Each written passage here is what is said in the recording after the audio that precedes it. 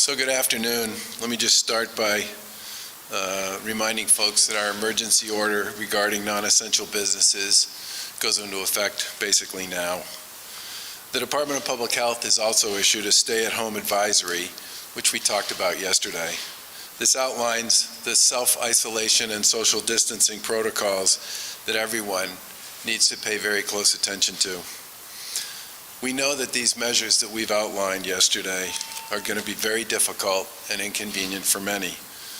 But our goal right now is to slow the spread of the virus by limiting opportunities for person-to-person contact. Taking action now to limit the spread of the virus will give our public health officials, our healthcare community, and others time and opportunity to meet the challenge ahead of us. The goal, of course, is to flatten the curve so that the number of cases doesn't overwhelm our healthcare system all at once. There's no question that these are challenging and unprecedented times, but I know the people of this great Commonwealth will meet this challenge, as they always have, head on. As we've said before, ramping up testing capabilities is a big part of pushing back against this threat. The Command Center has been working hard to increase the Commonwealth's ability to do that with both the state public health lab and with many other private labs and healthcare labs. We're continuing to make progress on increasing the number of tests completed, as well as our testing capacity. There have now been almost 9,000 tests completed in Massachusetts, which is up from around 6,000 on Sunday. In addition to the State Public Health Lab and Quest Diagnostics and LabCorp, there are now 10 additional labs that are up and running. Beth Israel Deaconess, BioReference, Children's Hospital Boston, Mayo Clinic, Partners Healthcare, Tufts Medical Center, ARUP, Viacor, and are now among the labs submitting test results to DPH. This is big progress from where we were even a week ago. I also want to remind folks that the number of tests we do in Massachusetts goes up. We will expect the number of cases, the number of positive tests to go up as well. And the Command Center will continue to expand testing capacity across the state. As a reminder, if you have questions about tests for yourself or your family, if you are showing signs and symptoms associated with something like the flu, you should stay home and begin first by contacting your medical provider. Remember, as we've said many times, telehealth services, phone calls, video chats with a trusted provider are a defined benefit here in the Commonwealth of Mass. We need to keep people that don't need to be in our hospitals and medical facilities out so that we can allow our providers to focus on the people who need the help the most. I want to share a few other quick updates from the Command Center. As of this morning, the Department of Public Health has made 89 deliveries of strategic national stockpile assets to healthcare facilities across the Commonwealth. DPH has received several shipments from the Strategic National Stockpile, and over 750,000 masks, face shields, gowns, and pairs of gloves have been delivered to DPH and are being distributed. MEMA began distributing personal protective equipment on Monday to at least 15 locations, including fire, police, and first responders. In response to a letter from Secretary Mary Lou Sutters last Friday, the Massachusetts dental community donated masks, hand sanitizers, and gloves, and we are very grateful that so many people are helping out in this critical effort. Similar outreach for PPE donations has gone out to the construction industry and to vocational school communities. These folks likely have more gear that we can repurpose to help our frontline medical workers. Finally, as we announced yesterday, the Department of Public Health advisory has been posted on mass.gov regarding stay-at-home practices. The advisory offers clear guidance to our residents on ways to reduce the spread of COVID-19 and keep their families and communities healthy. The DPH advisory reflects yesterday's announcement by strongly advising residents who are 70 years and older and those with underlying health conditions to stay at home, with the exception of essential trips for food, medicine, and focused time for exercise and fresh air. Advising all residents to stay home as much as they can and avoid unnecessary activities for the next few weeks. urging residents to practice social distancing and safe hygiene practices throughout their daily activities. Staying at home means only leaving home to address essential needs, like going to the grocery store or the pharmacy, taking a walk for fresh air, or something similar. Everyone is encouraged to call or video chat instead of visiting friends and family. This, of course, is not easy.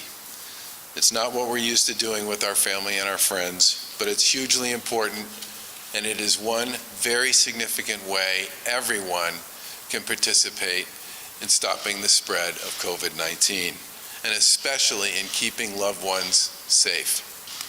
This order is effective as of noon Monday. More details are obviously available at mass.gov/COVID-19. Throughout the outbreak, we've constantly reminded our residents that we all need to get our information, your information, from trusted sources. Today, we're making that easier with a new program. Today, we're announcing a new tool, Alerts MA, in our efforts to inform the public about COVID-19, which will enable you to get up-to-date alerts about coronavirus sent right to your phone. This can be used to share news, prevention information, and help us connect residents to information they may be seeking. Residents can text COVID-MA, all one word, to 888-777 to sign up for updates. These alerts will include important information like the latest news and updates from our administration in the command center, public health tips on social and physical distancing, personal hygiene, and other ways to stay healthy, and important alerts about state services. We're not looking to bombard folks and add to the information overload many already feel. Most days we will only push out 1 or 2 notifications, but this is a great way to stay in touch with the Commonwealth's government and to hear the latest announcement from trusted sources. It may also provide some relief from staying glued to your television all day to hear the latest headlines. I want to thank our team at the Executive Office of Technology Services and Security for working with Everbridge, a Mass-based company located in Burlington, to bring this new capability to the Commonwealth and to the people of Massachusetts. We've been working hard, as many of you know, to also deal with red tape where we can, to give our agencies and our cities and towns more flexibility as they respond to the virus. As a few examples, we've made it easier for nurses licensed in other states to work in Massachusetts if our hospitals need to call in more frontline healthcare workers. We also issued a series of new emergency orders to make it easier for medical professionals to work at neighboring hospitals. That way, if they need more people at a certain hospital like Mass General, for example, we can call over staff from other hospitals to support them. We've expanded telehealth services, as I mentioned before, so that people can call or video conference with providers instead of visiting a hospital or a provider organization.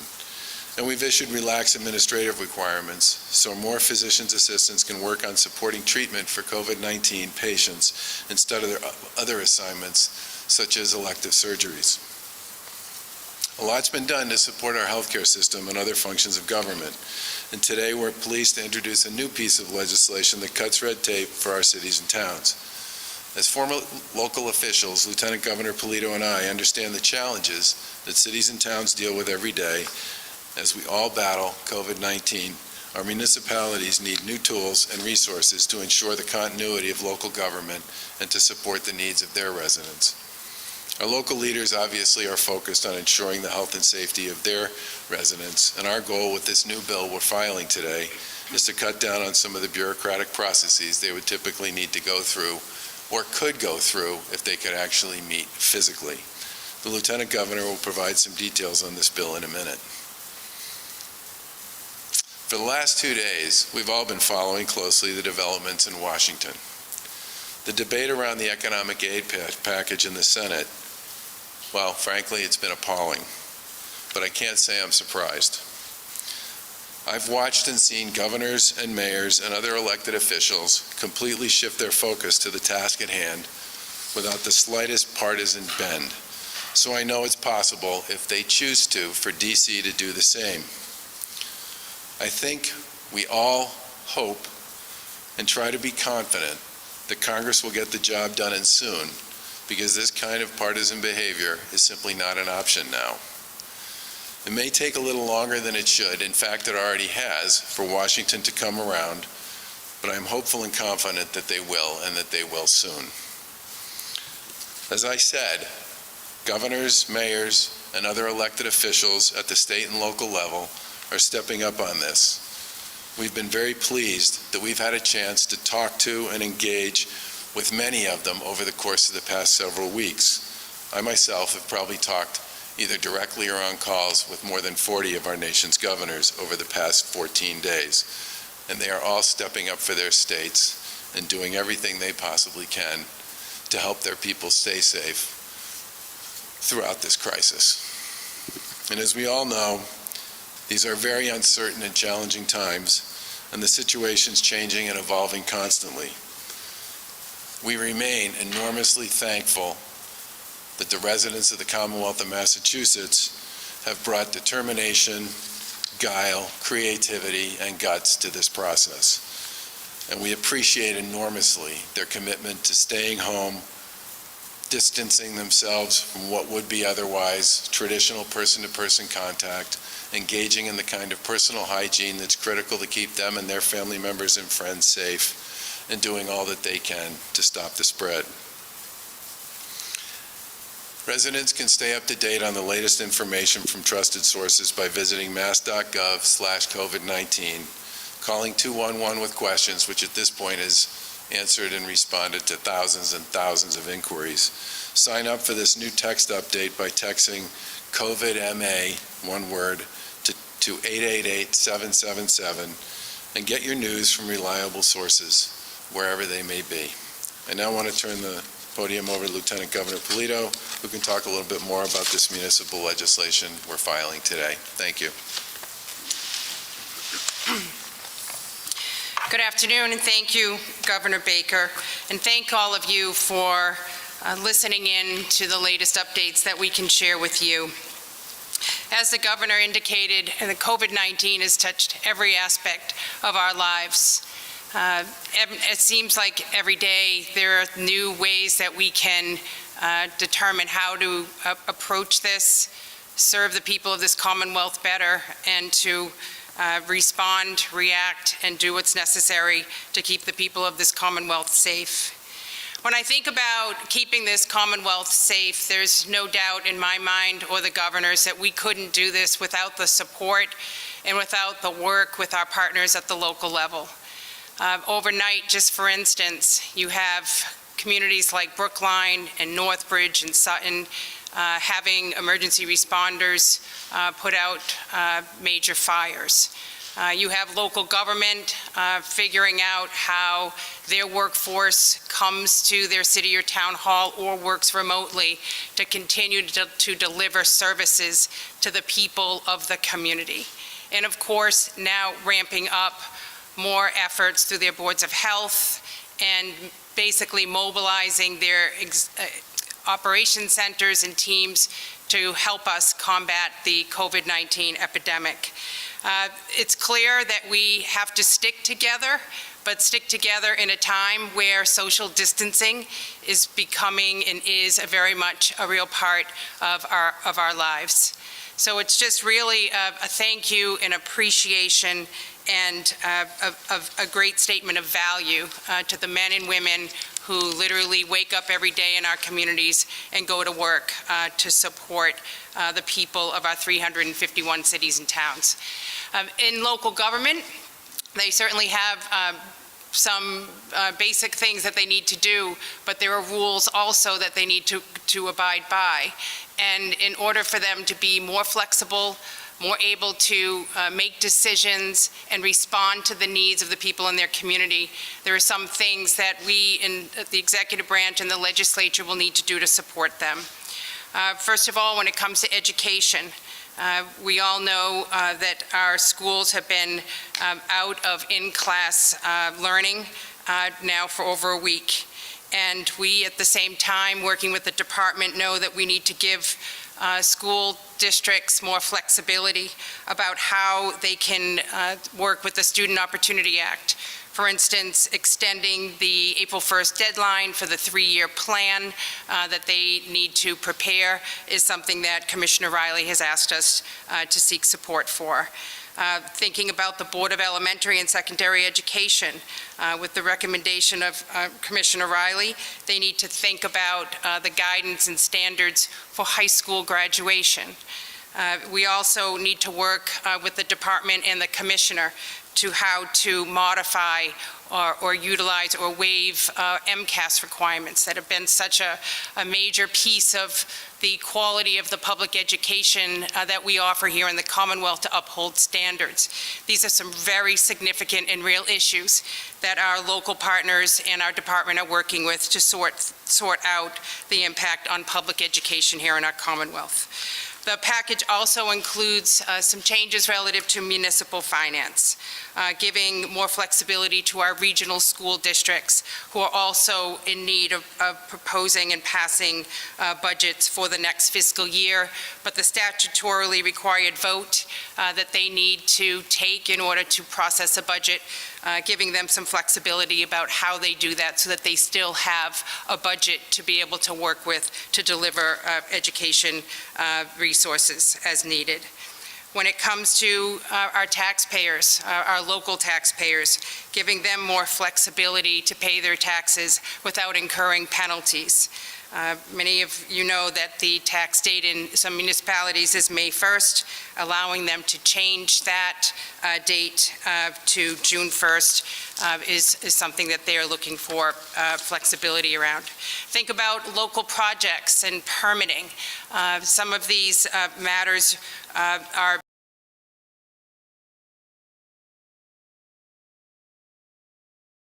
pending before boards. These boards can't assemble and hold hearings, so we want to make sure that working with the project proponents that they have some flexibility around this area so that no permit will be automatically granted, approved, or denied because a local authority can't convene a hearing.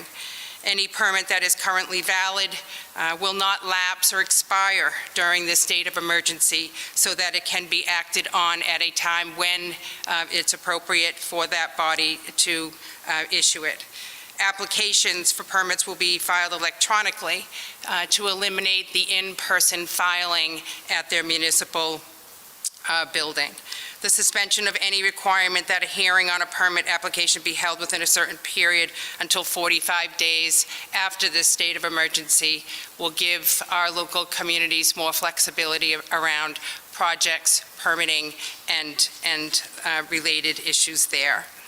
We've heard a lot about the frontline workers, your police, your fire, your emergency responders, also because they are always there for us, being impacted by the virus.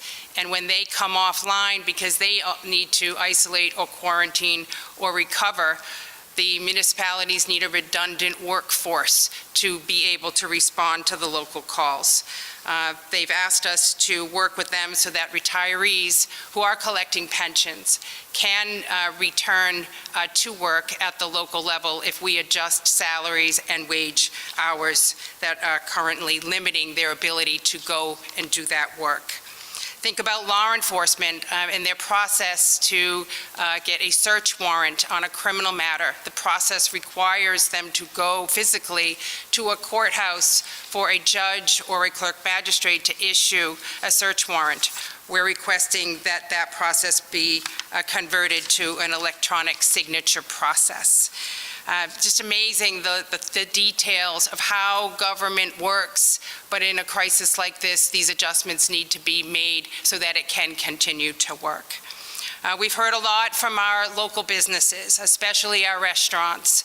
Many of these restaurants that we all enjoy have had to shut their business, but those that have converted their business to takeout and delivery operations have requested that we allow those businesses that are legally authorized to offer beer and wine for on-consumption premises, since they won't won't be able to do on-consumption premises delivery, to be able to add that beer or wine in a sealed container to a takeout meal or a delivery meal.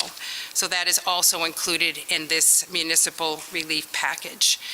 Clearly, everyone has a role to play, every single one of us, whether it's maintaining your personal hygiene, helping your neighbor, returning to your work because you are an essential part of helping us respond and eventually recover.